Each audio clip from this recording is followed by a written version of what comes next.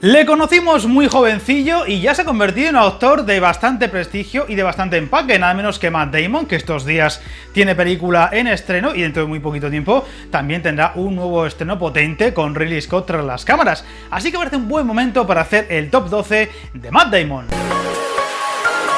Y antes de empezar, decir que cuando acabe el ranking haré una pequeña crítica muy rápida de Cuestión de Sangre de Stillwater, que ahora tenemos en salas, y que merece una crítica aunque sea cortita. Comienzo por tanto por el 12 de esta lista, que abro con Invictus, una de las películas que hizo con el bueno de Clint Eastwood tras las cámaras, esa película que más o menos venía a ser una especie de biopic de una etapa muy concreta de Nelson Mandela y donde Matt Damon va a tener un papel muy importante como el capitán de ese equipo de rugby de Sudáfrica en un momento de mucha convulsión y que sería casi como un ejemplo a seguir para el resto del país como equipo. Película que seguramente no es entre lo mejor de Clint Eastwood, es una de esas películas que le pasa a Eastwood que cuando tiene mucha pretensión, presupuesto y demás, no está a la altura de las expectativas, pero aún así es un buen ejercicio de cine y muy interesante para ver la historia que hubo detrás de ese mundial de rugby tan especial, donde además Matt Damon pues hace de jugador de rugby, hace de en plan machote, una especie de mediador entre ese equipo de rugby conservador lleno de blancos contra ese gobierno de recién llegado de Mandela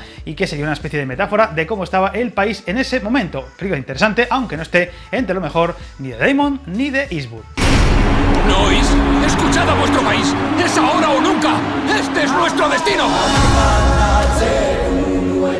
El 11 se lo voy a dar una película que seguro que muchos de vosotros la tenéis en un puesto bastante alto de este listado, pero es que a mí no me acaba de llenar, no me acaba de enganchar, ni me acaba de entusiasmar. De hecho, la tengo ahí pendiente de revisionar desde hace bastante tiempo y no le cojo las ganas suficientes. Hablo de Marte, la película que hizo con Ridley Scott, ciencia ficción, muy lujosa, visualmente muy chula, de esa especie de náufrago en el planeta rojo, donde ya se han hecho unas cuantas películas muy interesantes y donde más o menos trataba de seguir vivo día tras día, haciendo lo que podía con lo que tenía a mano en ese planeta, donde era el único que quedaba en ese planeta abandonado y donde tenía que apañárselas él solo para seguir adelante, hasta que quizá con suerte, con mucha suerte, hubiera una misión de rescate, una película sobre todo muy visual. Cuando Scott maneja una película muy visual le suelen quedar muy bien, pero lo que es la historia no me acabó de entusiasmar, sobre todo porque además es muy larga y quizá tarda demasiado en llegar a la parte más potente de la película. Aún así, es un ejercicio muy interesante de ciencia ficción y desde luego hay que reivindicar y poner en este listado.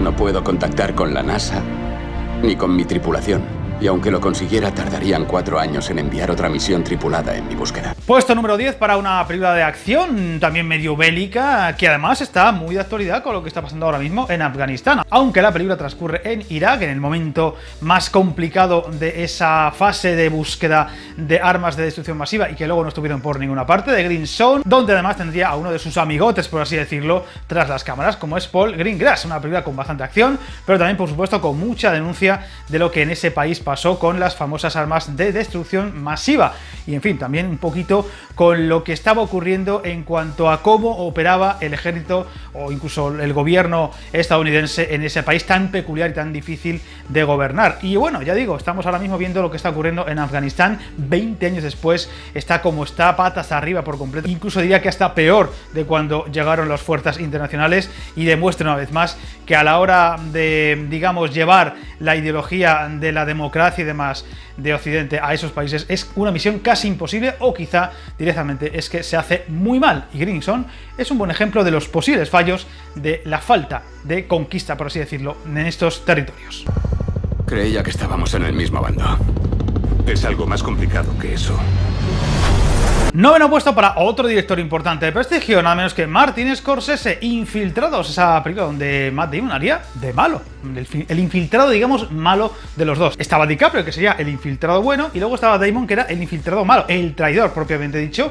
Y es curioso porque Matt Damon es un chico que siempre tiene un aspecto de niño bueno, que contrasta bastante con lo que hace en esta película, que es de auténtico cabroncete, con un reparto impresionante, encabezado por supuesto por el gran Jack Nicholson. Sería casi su última gran actuación al cine, desde entonces ha pasado ya bastantes años, pero no lo hemos vuelto a ver en ninguna película importante, con mucho toque por supuesto a mafia, como no podía ser de otra forma, tratándose de Scorsese en la dirección. Recordemos que es la única película que le ha dado a Scorsese el Oscar a Mejor Director, cosas que pasan con esto de los premios. Matt Damon ahí está bastante especial, bastante interesante, es una de las películas donde no te cae bien, pero aún así hay que meterla en este listado. Somos las dos únicas personas del planeta que sabemos que eres poli. Pillaré al infiltrado. Déjame hacerlo a mi manera.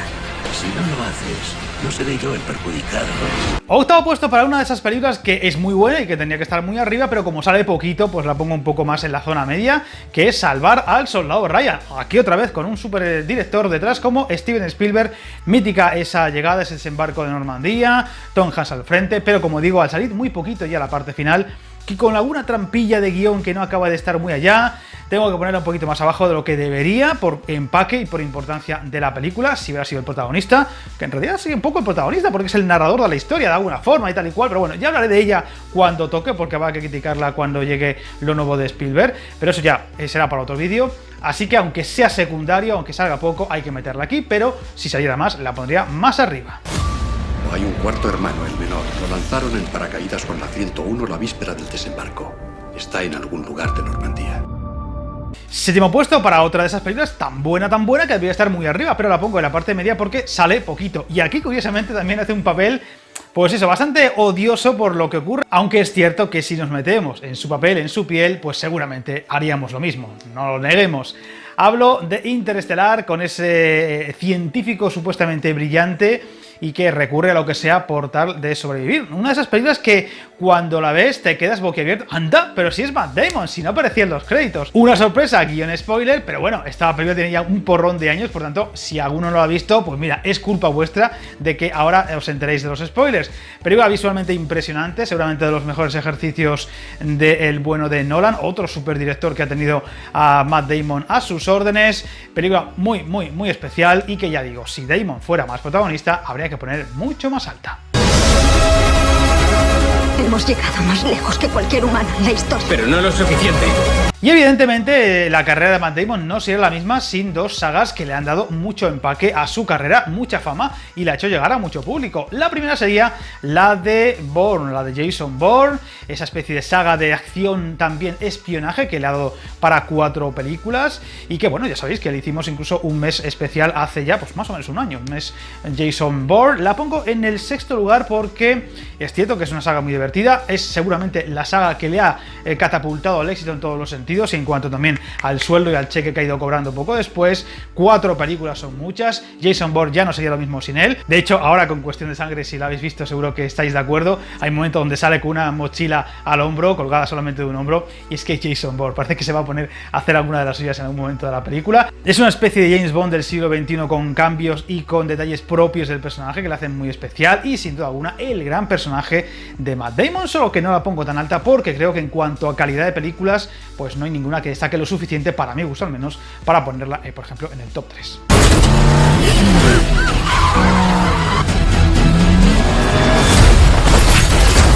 En el 5º puesto, aquí ya nos empezamos a poner serios para la película que al final le dio a conocer al mundo, básicamente, que sería aquella a la que no solo era el protagonista, sino además coescribió el guión con el bueno de Ben Affleck, al cual le une una gran amistad desde entonces.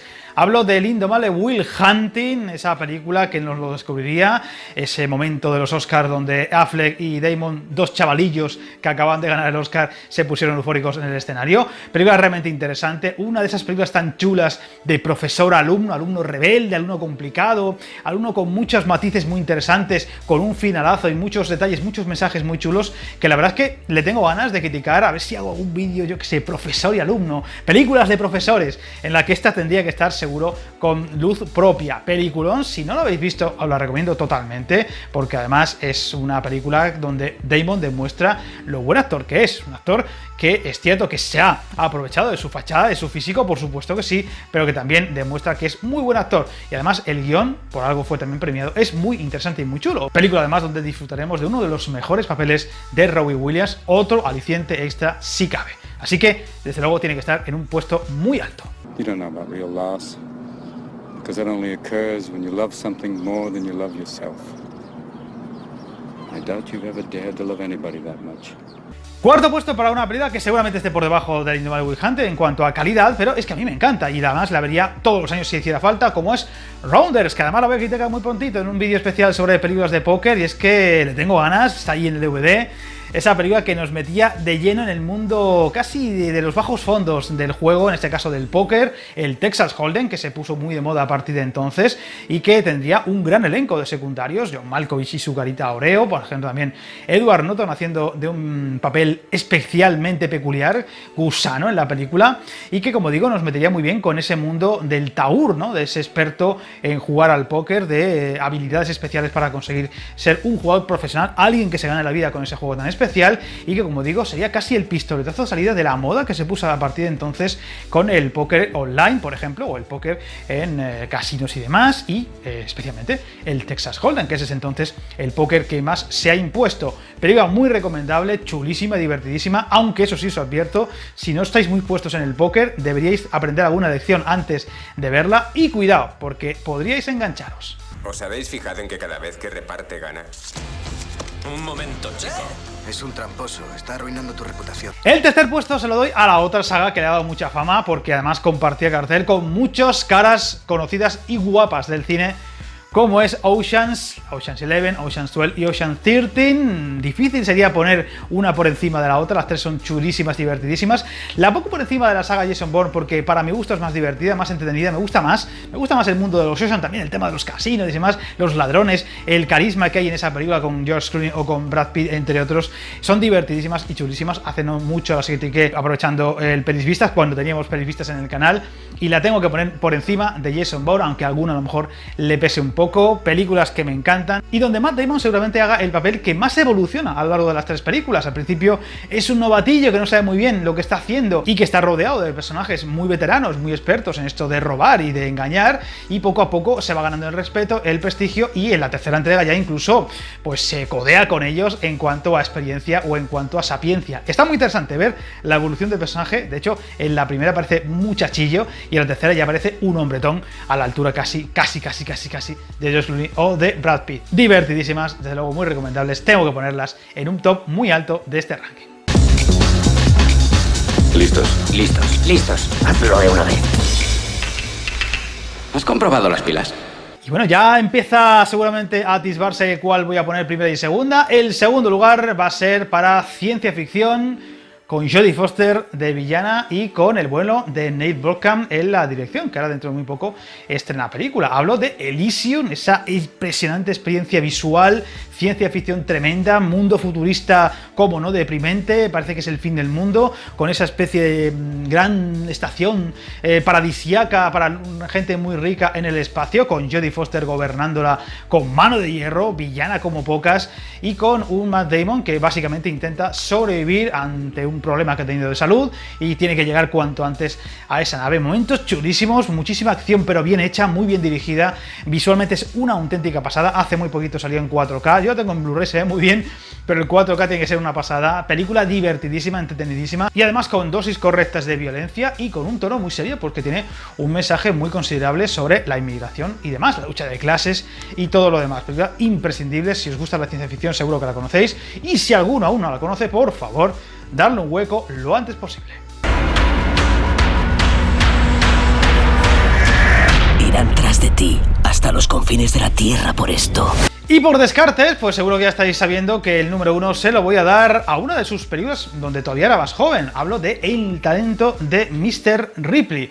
Esa película que le uniría a Gwyneth Paltrow o a Joe Blow haciendo de protagonista Tom Ripley, un auténtico psicópata seguramente en muchos aspectos, que tiene muchas habilidades, por ejemplo, a la hora de suplantar, a la hora de imitar a las personas, y que va a ir poco a poco pues evolucionando la película de una forma bastante oscura. Va a tener más entregas. Tom Ripley ha tenido muchas películas en el cine, es un personaje literario que ha tenido unas cuantas adaptaciones, incluso una, si no recuerdo mal, con nada menos que Alain Delon, otra con John Malkovich poco después de El talento de Mr. Ripley, pero a mí la que más me gusta es esta. Es una pasada de película, con momentos tremendos, muy brillantes en lo visual y con un Matt Damon. Esta sí hay que verla en versión original porque hace incluso imitación de voces y demás, que en la versión doblada de español pues no es lo mismo, más. Estaba todavía con un doblaje que no le quedaba muy bien, y desde luego es una película tremendamente potente, y además tengo muchas ganas de criticarla en el canal, a ver si le encuentro un hueco porque le tengo muchas ganas. Es mi favorita de Matt Damon y una de mis películas favoritas en muchos sentidos, porque además retrata muy bien la idea de lo que es un psicópata, con escenas muy potentes de tensión, de suspense, en fin, película mayúsculo. Así que si no lo habéis visto, aunque tiene un tempo lento que puede echar atrás a más de uno y es algo larga, es un peliculón que seguro que os llega muy dentro. El talento de Mr. Ripley, para mi gusto, lo mejor de Matt Damon.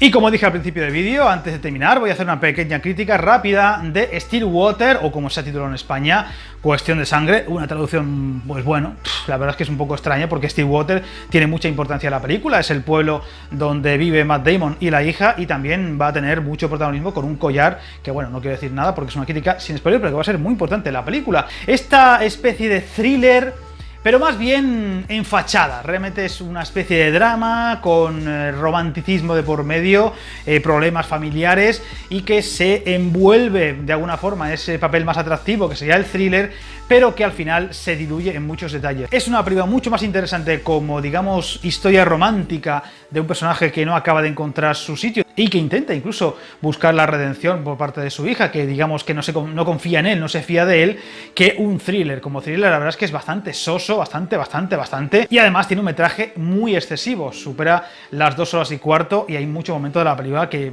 el ritmo es lentísimo y uno pide algo más, porque entras en la película teniendo la sensación de que va a ser un thriller, ¿no? De buscar a ese posible asesino que anda suelto y que tendría que ser el culpable y no la hija de Matt Damon, que lleva ya un tiempo en la cárcel como supuesta autora de un crimen pasional, o bueno, con su pareja, y que supuestamente pues vamos a ir viendo pistas o intentando encontrar a ese autor real del crimen, pero la película se diluye por completo y pasa en segundo término lo que sería la búsqueda, la pesquisa de ese auténtico autor, y se convierte más en una película de búsqueda de romanticismo, de búsqueda de familia, de identidad, de intentar que su hija le perdone, y un auténtico drama de por medio que no acaba de tener tampoco el empaque suficiente. Yo creo que esta película, con 1 hora 50, lo digo muchas veces, pero es que es la verdad, a esta película 10, 12, 15, incluso 20 minutos menos le habrían venido de lujo para aumentar el ritmo, porque hay momentos que la cosa se para por completo. Y es más, los actores también, tanto Matt Damon, que es el protagonista absoluto y que está bastante bien en el rol que tiene en esta película,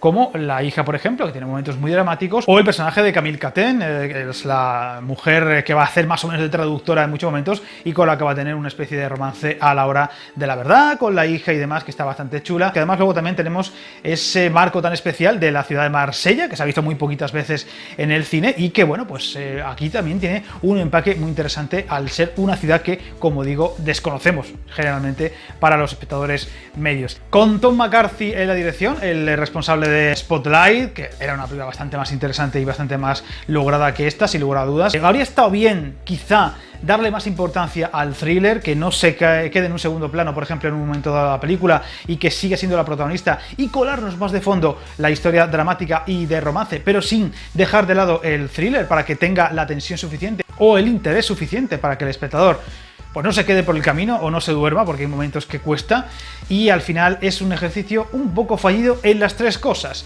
porque claro, si intentas camuflar la idea de que el thriller es un thriller, que luego es un drama, pero el drama luego es un romance, y el romance luego el drama está por delante, y no sé qué, pues como que son muchos palos que no acabas de centrarte en ninguno, y que mucho abarca, poco aprieta, y a esta película le falta eso, centrarse mucho más en algo, que hubiera otras historias secundarias por debajo que te las cuelen, y por supuesto que el ritmo y también la duración de la película fuera bastante menor. Así que es un ejercicio más bien fallido, aunque Matt Damon está bien, los actores están bien, hay cosas que están destacables. El final es muy interesante por lo que ocurre, bueno, no voy a decir nada por supuesto, pero el final es bastante interesante, lo que pasa es que es el final, o sea, los últimos 10 minutos. Y hasta ese momento, pues en fin, te quedas un poquito por el camino en muchas cosas, así que la voy a poner un 5,5, 5,75. Tenía fuerza y empaque suficiente a la historia en sí para haber hecho una película mucho más interesante, pero no sé qué ha pasado, no lo han hecho bien, el guión, lo que sea, y se ha diluido y se ha perdido una gran oportunidad de hacer una película muy especial y además con el lucimiento de Matt Damon. Vino aquí a estudiar y conoció a una chica. Una noche la encontró muerta y llamó a la policía. Solo les importó que estuviera acostándose con una chica árabe. Sobra decir que no merecen ni de lejos entrar en ese top 12, por tanto lo he metido, pero bueno, hemos hecho esta crítica cortita y como siempre sabéis, encantado de saber vuestro top, vuestro ranking en particular, siempre con respeto, cada uno tiene el suyo y parafraseando a Robocop, no os metáis en líos.